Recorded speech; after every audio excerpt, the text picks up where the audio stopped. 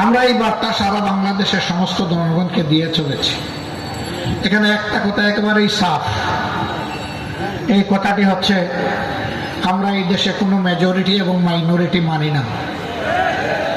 আমি আস্তে আস্তে রতন বাবুর বক্তব্য শুনছিলাম, তিনি বলেছিলেন আমি সংখ্যালঘু সম্প্রদায়ের একজন মানুষ। এই কথা আর বলবেন না। কিসের সংখ্যালঘু আর কিসের সংখ্যাগুরু? এই দেশে যেই মনীষে সেই দেশের গর্বিত নাগরিক। আমরা নাগরিকদেরকে কোনো ভাগ বাটোয়ারা ধর্ম কিংবা দলের ভিত্তিতে করার পক্ষে নয়। এই বদ হাসরত ছিল অতীতের পতিত স্বৈরাচারের। তারা এই জাতিকে ভেঙে টুকরা টুকরা করে মুখামুখি লাগিয়ে রেখেছিল।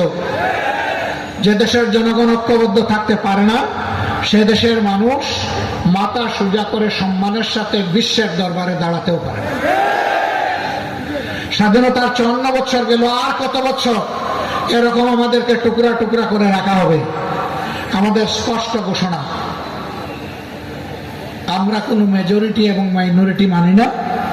আমরা সবাই মিলে ইউনিটি, একটাই জাতি। আমরা আমাদের পরিচয়, আমরা বাংলাদেশী। হ্যাঁ, তারপরে অবশ্যই আমার পরিচয় থাকবে, আমি একজন মুসলমান, তিনি একজন হিন্দু, তিনি একজন বৌদ্ধ, হয়তো আরেকজন খ্রিস্টান। এই 4 ধর্মের বাইরে বাংলাদেশে অন্য কোনো ধর্মের লোক নেই। কিছু লোক থাকতে পারে যারা কোনো ধর্মেই বিশ্বাস করে, তাদেরকে মানুষ এইটিস্ট বা নাস্তিক হিসাবে চিনে। যাই হোক, আমরা সবাইকে নিয়ে চলার পক্ষে। কিন্তু এটাও সত্য যে কেউ যেন কারো ধর্মীয় আবেগে খুচাখুচি না করেন, সুরসুরি না দেন। এটা আমরা একেবারেই ঘৃণা করি, পছন্দ করি না। বিশেষ করে আমি মুসলমান ভাই বোনদেরকে বলবো, মেহরবানি করে অন্য ধর্মের ভাই বোনদেরকে কষ্ট দিবেন না। আমরা এটাকে ঘৃণা করি, অপছন্দ করি। যারা মেজরিটি মাইনরিটির জিগির তুলে রেখেছিলেন, আমি আল্লাহর উপর ভরসা করে বুকে হাত দিয়ে বলছি, তারা যাদেরকে মাইনরিটি বলতেন, এই ভাইদের সম্পদ, ইজ্জত এবং তাদের জীবনের পর সবচেয়ে বেশি ক্ষতি সাধন করেছে তারা।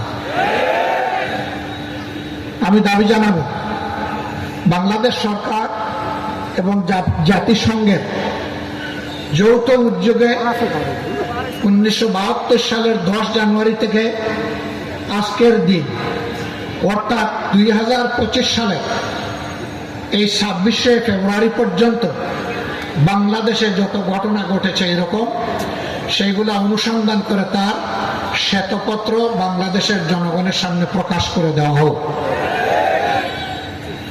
তাহলে জনগণ জানতে পারবে কারা সত্যিকার অর্থে মানুষ খুন করেছে, ইজ্জত লুণ্ঠন করেছে, সম্পদ লুণ্ঠন করেছে। ভারত সহ দুনিয়ার সকল দেশ আমরা একই বিশ্বসভার সদস্য, জাতিসংঘের সদস্য রাষ্ট্র। ভারত আমাদের নিকটতম প্রতিবেশী। আমরা আমাদের প্রতিবেশীকে অহেতুক কষ্ট দিতে চাই না। তবে আমাদের প্রতিবেশীও যেন আমাদের উপরে এমন কোনো কিছু চাপিয়ে না দেন যা বাংলাদেশের মানুষের জন্য সম্মানজনক নয়, অপমানজনক।